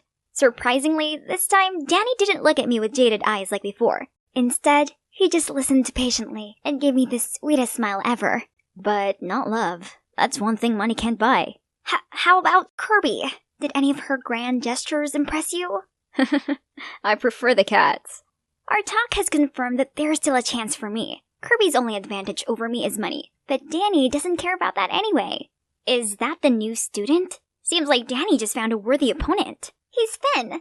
Look how he smiles whenever his opponent catches up a point. Wait, did you just call Danny someone's opponent? Someone has a new crush. Who? Don't talk nonsense. Right then, a ball zoomed toward us. And holy moly, Finn caught it just mere inches from Kirby's face. Are you okay? She's fine. Her face always turns red. Nothing to do with the ball. Kirby was so embarrassed that she ran off. It seems our race took a turn. But then, shockingly, Finn turned to me and asked for my number? Huh? Does my charm glow this much? Everyone knew I liked Danny, but he's such a riddle. Maybe I could use Finn as my last card to make Danny jealous, and bait Kirby to give up on our deal. What a genius I am! Then, for the next few days, whenever Danny was around, I flirted with Finn, and made sure Kirby saw us. One day, I made an excuse to borrow Finn's phone, then I secretly used it to send Danny a message to stir up his jealousy. If you don't like Clarine, then let me play with this innocent girl for a bit. And Kirby also needs a kick to admit her feelings as well, right? Actually, I like you. Looking into your eyes, I know you also have feelings for me. So... And finally, I set a date for them at the tennis court tonight at 8. If Danny doesn't want me to get hurt and Kirby doesn't want to miss her true love, they'll show up. Then I covered up my tracks, blocked both our numbers, and returned his phone. Thank you so much. Are you free tonight? Come to the tennis court. I have something important to tell you. Oh god, Finn looks like he just won the Wimbledon. That night, Finn got there early and was really excited. Let's see who'll raise the curtain. Ah, it's Kirby. Oh, Finn, you had me at hello. But admitting my feelings means I lose the deal with Clarine, so... What do you mean? What deal? No, don't get me wrong. Actually, we won the lottery and made a deal to share it. Anyways, silly me. Money can't compare to you. Lottery? You two share it? Why did she even mention the money? Right when it's getting messy, Danny turned up. Bastard! Now you're two-timing? Danny, why are you here? He's just playing with you. This jerk is seeing both you and Kirby. Don't let him fool you. I think Finn is a nice guy. Plus, I've told you how I felt, but you've never seemed to like me back. So Finn told me he liked me. Clarine, I like you. More than you know. Can't you see? I've given a lot of hints. I always make excuses to go home with you. I told you that feelings are the most important thing to me. As in my feelings for you. Really?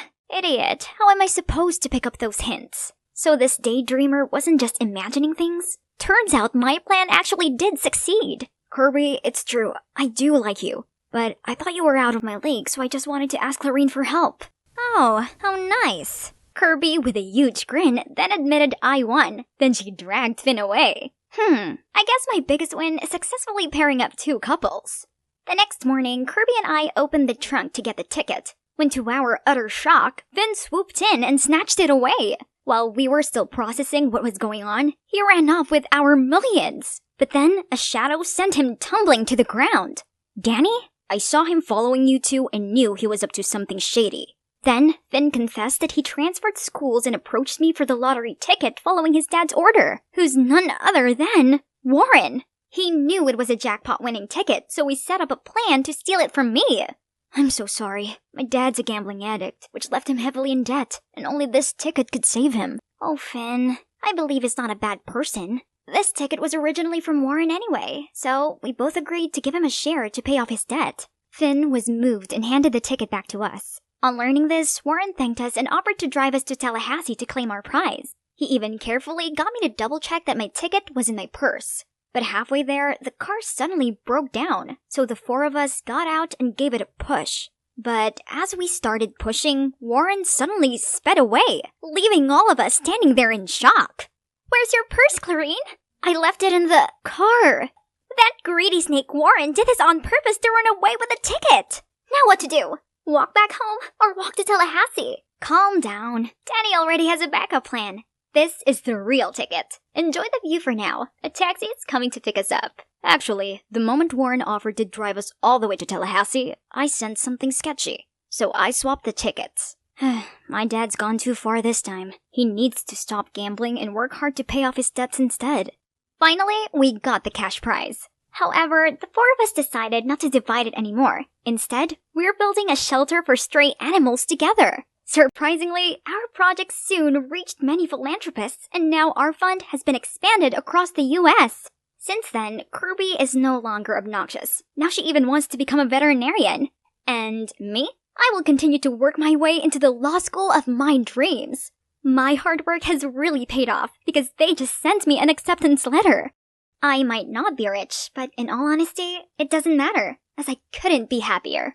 I arrived home in really good spirits after an exciting training session, and my mood took an instant nosedive to see my devious cousin Caitlin holding my diary. Oh wow, so your crush is Leo, the swimming club captain, huh? Give me it back. I wonder if the whole school knows yet. Don't worry, your devoted cousin is here to help. Thanks a lot, but I'll do it myself. Stop poking your big nose in my business. Hey, first, your nose is much bigger than mine. And second, about Leo, whatever. He'll be mine soon.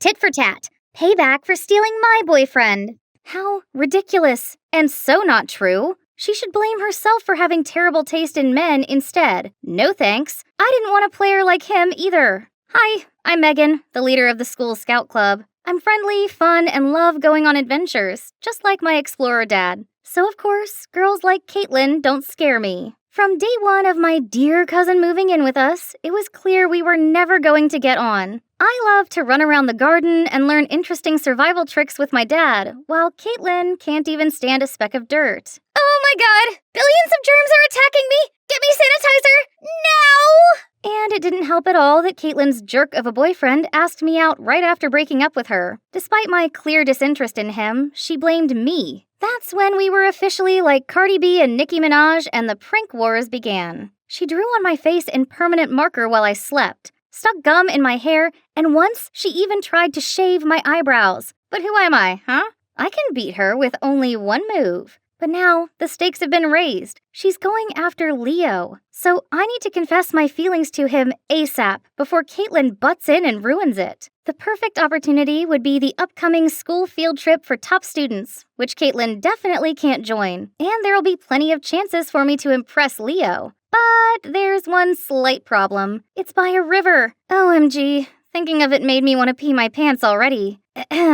I have thalassophobia, which is an intense fear of large bodies of water. Of course, I keep this a secret because no one will take me seriously as a scout leader if they find out about this. However, this is a once-in-a-lifetime deal, and no way can I just sit at home while Caitlin digs her claws into Leo. So, I signed up for the trip, and set up a master plan for it. Baby steps. I mean, literally. I signed up for swimming in a kid-friendly pool. Easy peasy lemon squeezy. Oh, but why are my legs trembling like this? Ha ha. It's not like I've morphed into a jellyfish or something. Look, the pool is turning into the scary ocean ready to swallow me! Help! Suddenly, a boy with a floaty bumped into me. I fell on my butt and my leg touched the water. Something grabbed me. Loch Ness Monster! It's eating me alive! Just then, a kid popped up and started laughing at me. It's okay, Megan. Happy thoughts. Think happy thoughts. Ah, this is much better. But then I felt splashes everywhere. I tried to avoid them but ended up toppling over and fell into the water. Panicking, I spluttered and flailed about. I couldn't care any less about everyone looking at me weirdly anymore and just screamed for dear life. Suddenly, strong arms pulled me out of the water. Then that guy carried me and my face pressed right against his chest. Holy moly, it felt harder than a rock. You all right? Oh, my Superman. I'll be your Lois Lane. Ew, snot is streaming down your face. Disgusting. Gosh, this is so embarrassing. I got dressed at the speed of light and ran out of there. Hang on. Something isn't right. Hey, missing something? Jesus, this jerk still tried to embarrass me at the last minute? The only good guy in this world is my Leo. As if it's still not enough to call it a day, I came home to see Caitlin watching a scary movie about a giant shark. Sup, scared of me already? It's not too late to cling onto my leg and beg. Who's scared? This stupid show. It's obviously all CGI. There's no shark in the world that could be that big. And, they're labeled as dangerous, indiscriminate killers that eat anything in sight, but in fact, sharks are most often the victims. Whew, my acting was not so bad, was it? Finally, the field trip participants list was published. Of course, my name was on it, and Leo too. But wait, why is Caitlin here? She's always wrapped up with boys instead of studying, and doesn't even remember the multiplication table. What? Can't accept the fact that I'm a genius too? FYI, I'm super quick at math. Really? So what is 356 plus 445? Easy, 234. Huh? That's not even close. But it was quick. See you on the trip. I'll be watching you, sis. The day finally came, and our tour guide is Mike, the best scout in the state. But hold on, why does this guy look familiar? Oh no, that's the guy who saved me at the pool. Scared that he'll expose me, I didn't know what to do but to give him the stupidest smile. To my surprise, he seemed not to remember me at all. Then he asked me to demonstrate the first activity with him, vertical net climbing. It's time for me to shine. Eyes on me, Leo. Gosh, this guy climbed like a monkey, but don't expect me to accept a loss. I was enjoying the victory when Caitlin approached me. Everyone knows that muscle power is only to make up for a tiny brain. Yeah, great shout, Megan. Use all your energy up in one go just so you can show off. Are they cut from the same cloth? Never mind.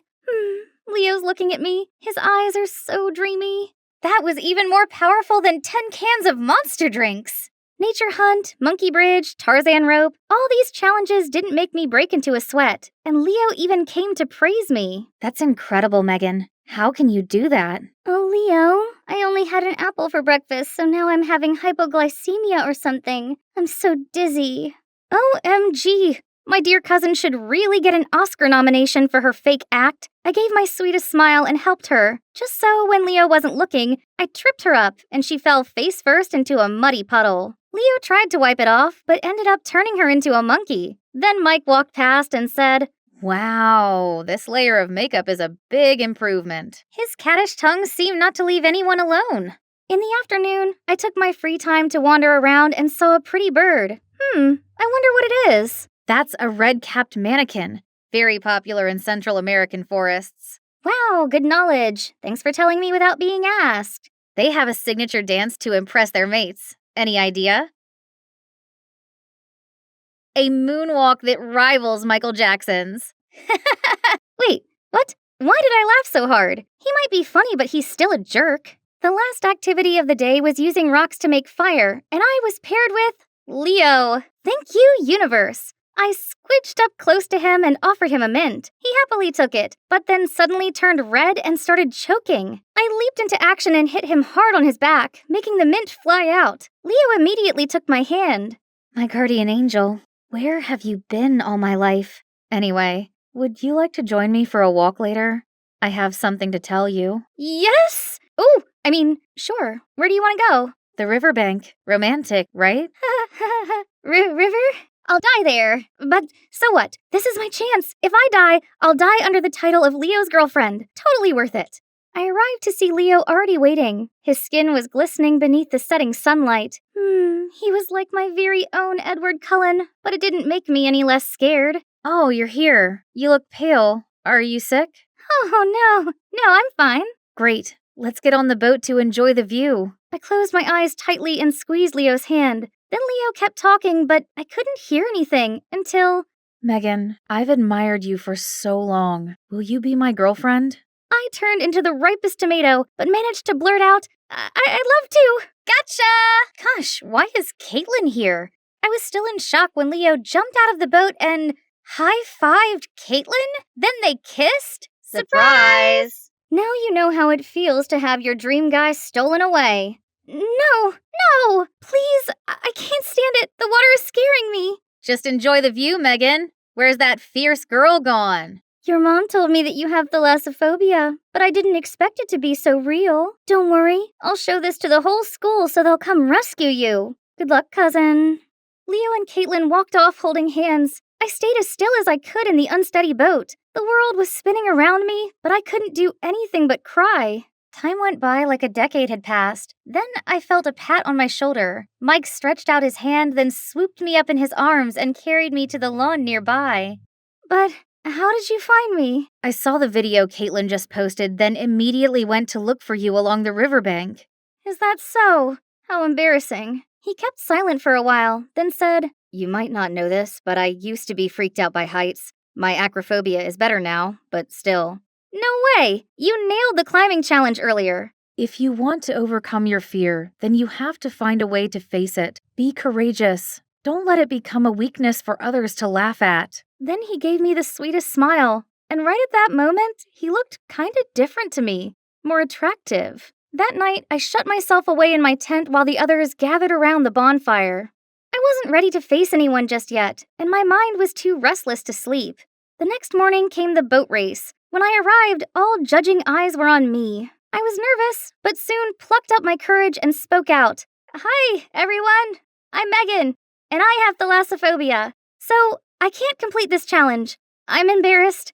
Not about my phobia, but about letting myself live in fear of it. I love being a scout leader with all my heart, so I'll try to beat this. Fear is not your enemy, it is your motivation. Then I walked off to cheering and clapping. Back at the tent, I saw Mike waiting for me. That's the spirit. You're really brave and have the qualities of a true adventurer. Even when you're not in the game, you've already won the special prize in my heart. Everything went smoothly after the field trip. Even Caitlin stopped bothering me. She must be busy being lovey-dovey with her new love. Until one day, I saw her arrive home sobbing. What happened? That jerk Leo, he cheated on me with 3 girls at the same time. Excuse me? Why is my life so miserable? I know I can never outsmart you or be as brave, as confident as you, but do I not deserve at least one nice thing? I didn't know Caitlin had this self-deprecating side. Suddenly, I felt sorry for her. She is my cousin after all. Don't cry. I'll help you teach him a lesson. Really? Megan, I'm sorry for letting my jealousy turn me into a monster. Are we good? The next day at school, we stepped into the hallway and heard a horrified scream.